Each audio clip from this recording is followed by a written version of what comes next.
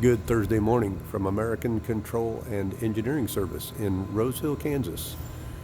This video is taking place on the morning of June 13th to document the current state of progress of the generator as we complete assembly. The feed water pump will be powered and operational by the end of the day. Power wiring is all that's left to hook up the motor and the control conductor cable for the pump junction box. Some of the piping has been removed here as it's being readied for paint. And the process piping. Here is where the inlet water will be connected to the feed water pump.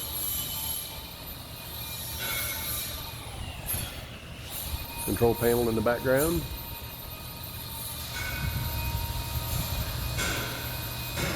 Here we see the burner air intake.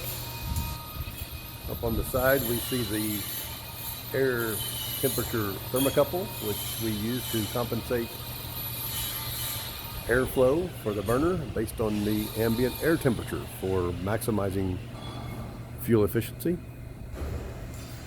Here we see the feed water flow transmitter. Right here to the left of the transmitter, in this area right here, the fuel pump assembly will be mounted by Monday for diesel fuel. Exterior lighting.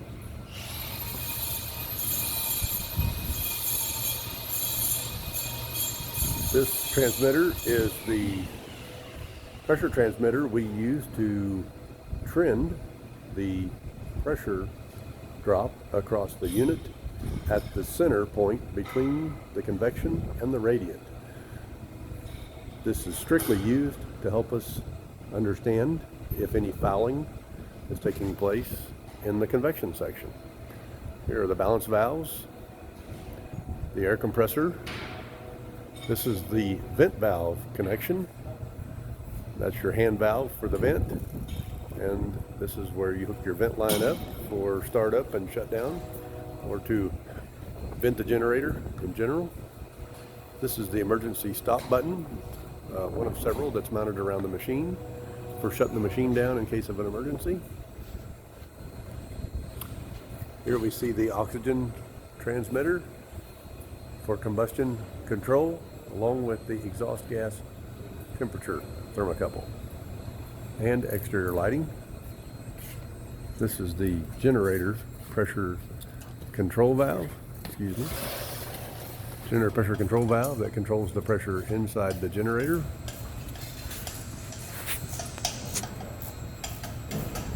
Here's where the two relief valves go, right here. They are removed as they are unnecessary till we do final assembly.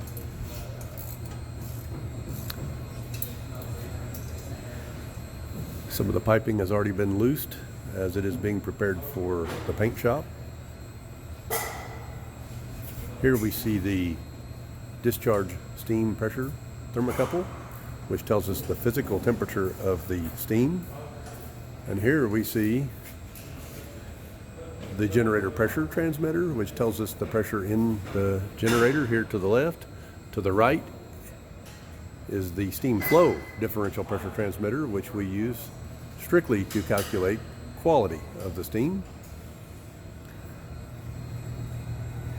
This line right here goes to steam atomization for diesel fuel or crude oil service when we are combusting on diesel or crude. Here's the fuel system.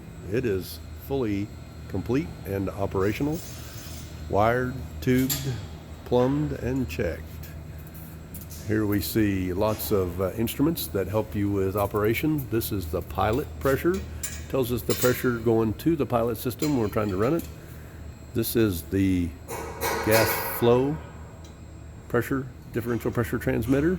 This is the gas pressure transmitter. These two instruments, in conjunction with the temperature, give us an AGA calculated fuel flow for the highest accuracy you can get in a flow meter with on a steam generator when you use a orifice meter. Very low maintenance and uses all standard off-the-shelf parts, and it gives us extremely good, accurate results of steam flow. Here's my low gas pressure switch and my high gas pressure switch. This transmitter shows me, this pressure gauge shows me the pressure of the gas coming out of our primary regulator, and this pressure gauge shows us the incoming gas pressure to the generator. The guys are busily connecting and tubing up the steam atomization system, both air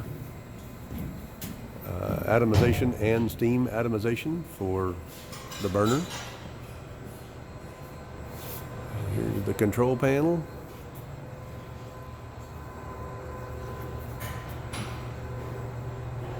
And the other side of the feed water pump. You'll see on the feed water pump we have two 5-gallon bottles for oil storage to make it much easier for maintenance. One feeds the power end to ensure that we always have an adequate supply of oil for the power end. Down below is an automatic feeder which automatically feeds oil in and maintains the level should there ever be a leak on the power end, and also will shut the pump down in case of a low level. We should never consume oil in the power end unless there's a very bad maintenance problem, such as bad seals or some kind of a mechanical failure.